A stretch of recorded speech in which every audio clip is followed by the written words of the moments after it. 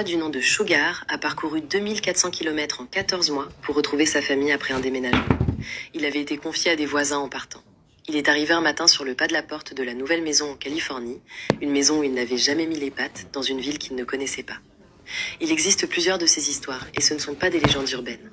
Elles sont documentées et étudiées par des biologistes et des neurologues depuis des décennies. Le but est de répondre à cette question. Comment un animal qui se perd dans votre salon retrouve-t-il une maison qu'il n'a jamais vue, à des centaines de kilomètres, en traversant un terrain qu'il n'a jamais parcouru? La réponse existe, et elle va changer la façon dont vous regardez votre chat ce soir. Quand on pose la question à quelqu'un qui ne s'y est jamais vraiment intéressé, la réponse vient vite. L'instinct. C'est le mot qu'on donne aux choses qu'on ne comprend pas encore. Un mot creux qui ferme la question sans vraiment y répondre. Parce que l'instinct, ça fonctionne sur des territoires connus, sur des routes déjà parcourues, sur des comportements encodés par l'évolution pour des situations répétées. L'instinct ne vous guide pas vers un endroit où vous n'avez jamais mis les pieds, sur un trajet que vous n'avez jamais emprunté, dans une direction que personne ne vous a indiquée. Sugar n'avait jamais vu la maison de la Californie. Alors les scientifiques ont posé la vraie question. Qu'est-ce qu'un chat perçoit que nous ne percevons pas? Et quand ils ont commencé à chercher sérieusement, en laboratoire et sur le terrain, ce qu'ils ont trouvé a changé leur façon de penser la navigation animale et, par extension, leur façon de penser ce que les animaux domestiques ont dans la tête. Le premier mécanisme, une boussole dans le cerveau. En 2011, des chercheurs ont trouvé quelque chose d'inattendu dans le cerveau des chats. Des cellules contenant de la magnétite, un minéral qui réagit au champ magnétique terrestre. Pour comprendre ce que ça veut dire, imaginez que vous portez en permanence une boussole intégrée à votre système nerveux. Une boussole qui ne pointe pas seulement vers le nord, mais qui encode votre position dans un champ magnétique global. Qui sait, à tout moment, vers quelle direction vous déviez de chez vous. Ce système s'appelle la magnétoréception.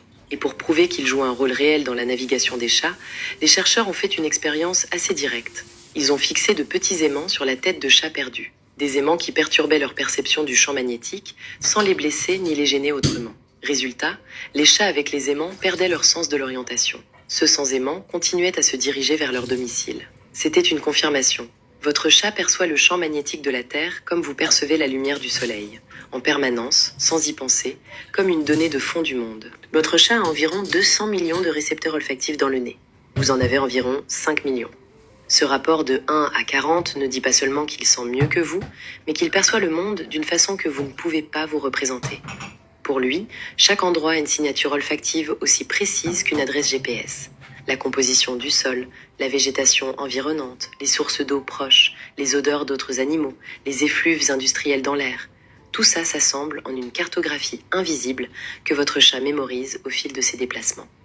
Quand il se déplace dans un territoire inconnu, il ne cherche pas au hasard. Il suit un gradient olfactif, une ligne invisible dans l'air où les odeurs familières deviennent progressivement plus fortes au fur et à mesure qu'il s'approche de chez lui.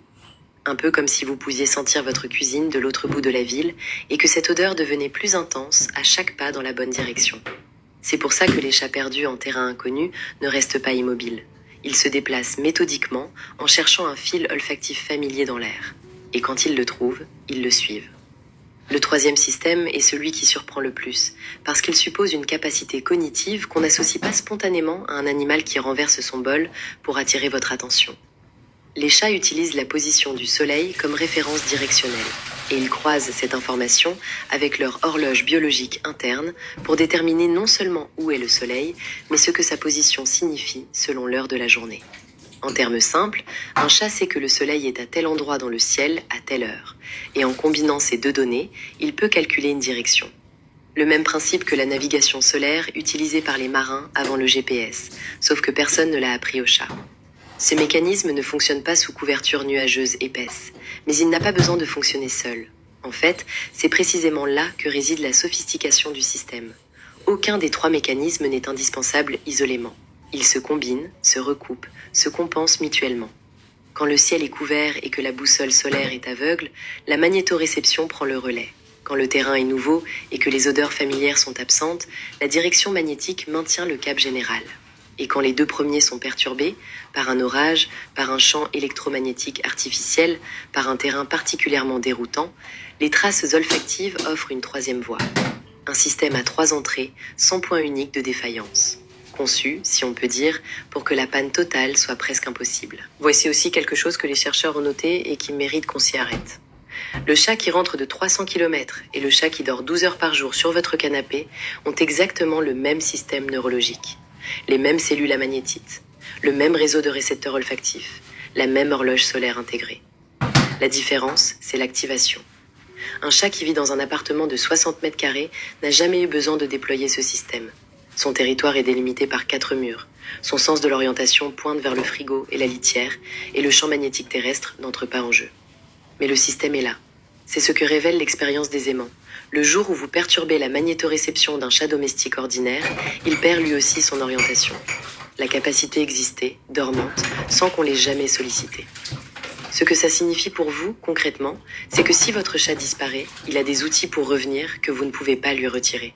Mais ces outils ont besoin de temps. Rappelez-vous, Sugar avait mis 14 mois. Les chats retrouvés après une longue absence ne sont pas des miracles. Ce sont des navigateurs qui ont travaillé lentement, méthodiquement, avec 3 systèmes en parallèle. Depuis des années, on a tendance à sous-estimer les animaux domestiques en les comparant à leurs cousins sauvages. Le chat de salon paraît moins impressionnant que le guépard, moins mystérieux que le léopard des neiges. Mais un guépard ne retrouve pas son point de départ à 300 km. Il chasse sur son territoire. Il ne navigue pas dans l'inconnu vers un point fixe mémorisé. Ce que le chat domestique fait, quand il rentre de loin, est quelque chose que très peu d'animaux sur Terre peuvent accomplir.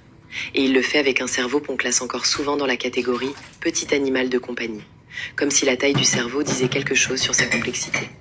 La recherche sur la cognition animale avance vite. Et chaque année, ce qu'on découvre sur les capacités des chats repousse un peu plus loin la ligne entre instinct simple et traitement cognitif sophistiqué. Les études publiées ces 10 dernières années ont montré que les chats mémorisent la position spatiale des objets dans une pièce, qu'ils anticipent les trajectoires de proies invisibles, qu'ils distinguent les expressions faciales humaines. Le portrait qui se dessine n'est plus celui d'un animal qui réagit, c'est celui d'un animal qui modélise son environnement. On n'a pas encore tout compris. Les 3 mécanismes identifiés expliquent beaucoup, mais ils n'expliquent pas tout. Certains cas de retour à domicile impliquent des distances et des conditions qui dépassent encore ce que ces 3 systèmes seuls peuvent théoriquement accomplir. Il reste quelque chose qu'on ne sait pas encore nommer, et les chercheurs qui travaillent sur ce sujet sont les premiers à le dire, avec une honnêteté qui, paradoxalement, rend leurs conclusions sur les 3 mécanismes encore plus solides. Ils disent « Voilà ce qu'on sait, voilà ce qu'on a prouvé, et voilà ce qui reste ouvert ». Ce qui reste ouvert est peut-être la partie la plus fascinante. Ce soir, quand votre chat se pose près de vous et ferme les yeux, souvenez-vous de ça.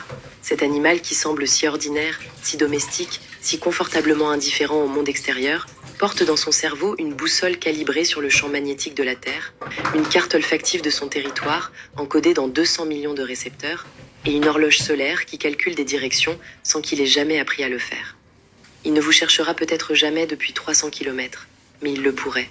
Et cette capacité-là ne disparaît pas parce qu'il préfère votre canapé à l'aventure. Elle ne s'efface pas avec les années de confort domestique.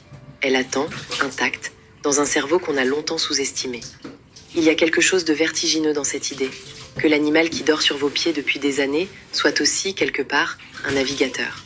Que la même tête qui s'enfonce dans votre oreiller le matin soit équipée d'instruments que nos satellites ont mis des décennies à imiter. On n'a pas choisi de vivre avec des animaux ordinaires.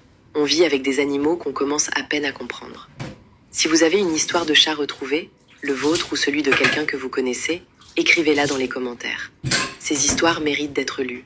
Et si cette vidéo vous a appris quelque chose que vous ne saviez pas hier, partagez-la à quelqu'un qui a un chat. Parce que regarder son animal différemment, ça commence toujours par une information qu'on n'attendait pas. À bientôt.